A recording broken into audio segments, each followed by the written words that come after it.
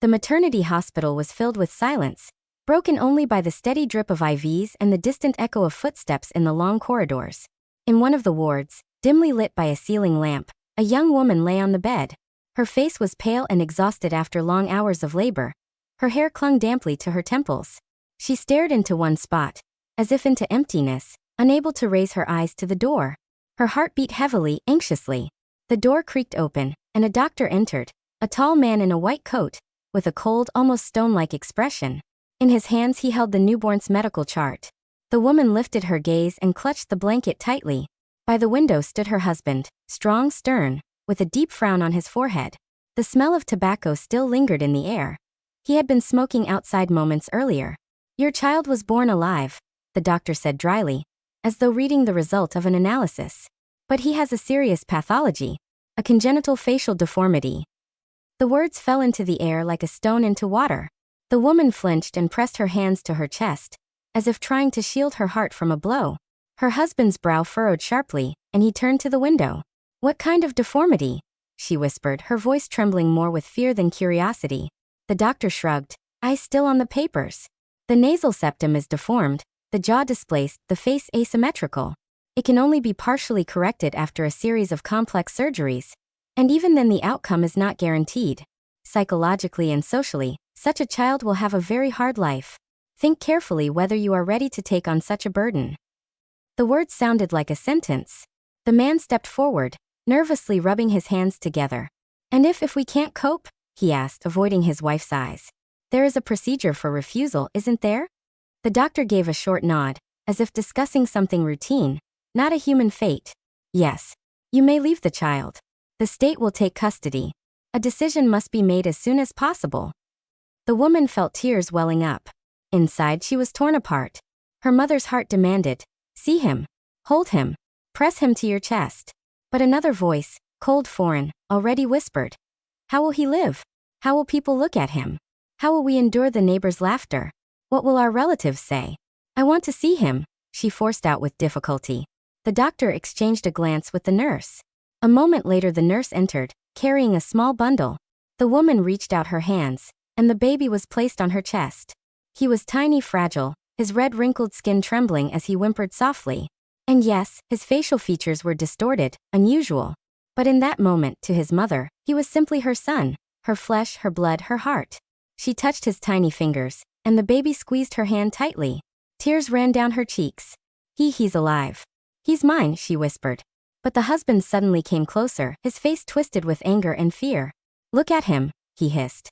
"Do you understand what awaits us? Do you want people to laugh at us? Do you want him to suffer his whole life? Is that what you want?" The woman shuddered. Again she looked at the child and felt two forces battle within her, love and fear. Her heart whispered, "Keep him, he's yours." But reason pressed down. "You won't endure this. It will destroy the family." The doctor stood in silence, watching, as though he already knew what decision would be made. Minutes dragged on. Finally, trembling with tears and despair, the woman reached for the pen. On the bedside table lay a paper with the words, "Refusal of the newborn." Her hand shook, the letters blurred before her eyes. Signing it, she felt as though she were cutting off a piece of her own soul. The nurse gently but firmly took the baby from her arms. He gave a quiet, fragile cry, almost without sound. He was carried away to the ward for abandoned infants. The woman sobbed into her pillow, while her husband exhaled heavily, relieved, as if a crushing weight had been lifted from his shoulders. Yet in the corner of the room lingered the echo of that small, defenseless cry that no one was willing to hear. The orphanage greeted the boy with coldness and indifference. In the ward for abandoned children, he spent his first months surrounded by babies just like him. There was no mother's hand to stroke his head, no gentle whisper to warm his heart. There were only the hurried hands of nurses, changing diapers and pouring formula into bottles. Year after year, the boy grew and began to understand that the world around him was different. Children laughed when they saw his face, whispered, pointed, called him cruel names. Some caregivers tried to protect him, but more often they turned away. Too many children, too little time. The boy learned early to sit alone in a corner with a book. Letters and fairy tales became his refuge. He would open tattered pages and escape into worlds where the hero always triumphed, where monsters disappeared, where good defeated evil.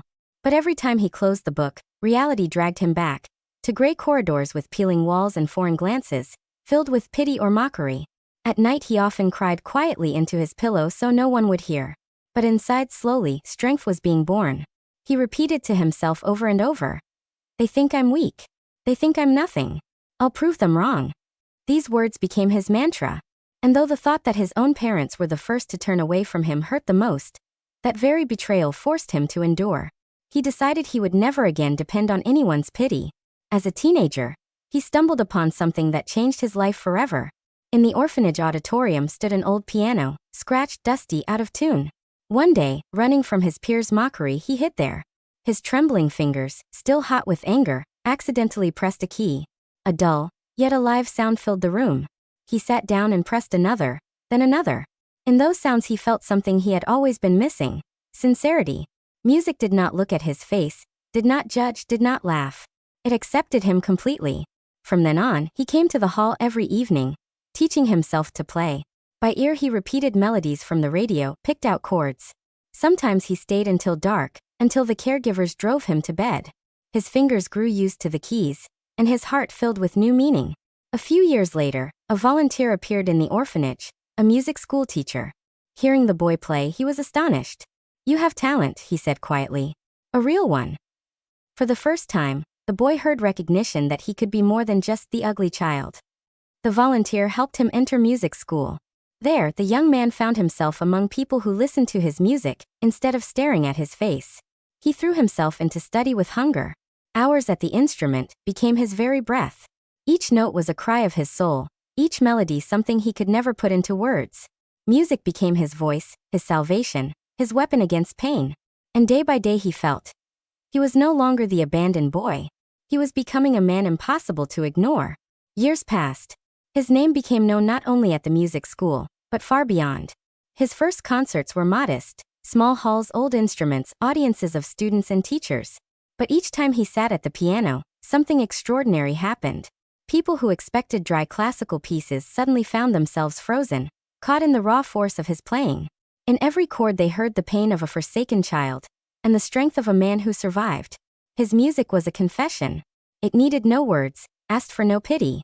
It made listeners cry, and believe that after any darkness, light will come. Newspapers began writing about the gifted pianist with the hard fate. At first, journalists sought sensation. The deformed face and the great music. But the more he played, the less it mattered. People stopped seeing his appearance. They saw his soul, pouring out through the keys. One day he was invited to a major charity concert. Patrons, politicians, artists filled the hall. When he stepped onto the stage, a ripple of silence swept over the audience. They hadn't expected such an unusual musician. But as soon as he began to play, every prejudice vanished. His fingers flew across the keys as if the instrument itself had found a voice. People sat with eyes closed, some wiped away tears. When the performance ended, the applause was thunderous. The hall rose to its feet. His name spread across the country. He became a symbol of spirit stronger than appearance. For him, it was a victory not only as an artist, but as a human being. He had finally proven to himself. He was needed by this world. And then came the evening that changed everything. 20 years after his birth. A grand concert in his hometown. In the same city where, in a maternity ward, his parents once signed a refusal paper. His name shone on posters at the Philharmonic. Tickets sold out long before the show.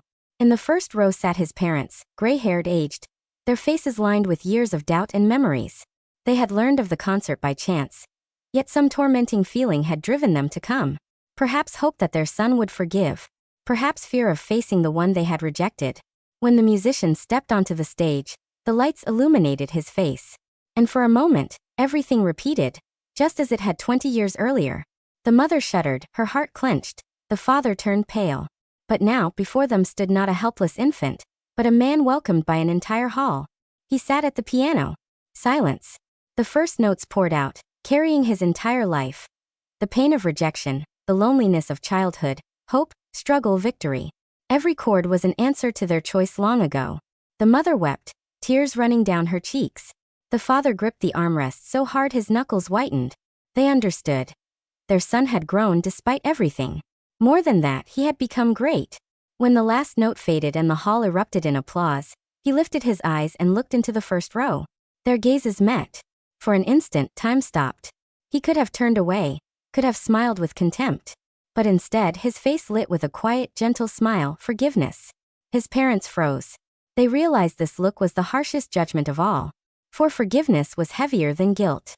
He rose, bowed to the audience, and walked backstage, leaving behind a hall in rapture, and his parents with torn souls, faced with the truth that they had forever lost the most precious thing they had ever had.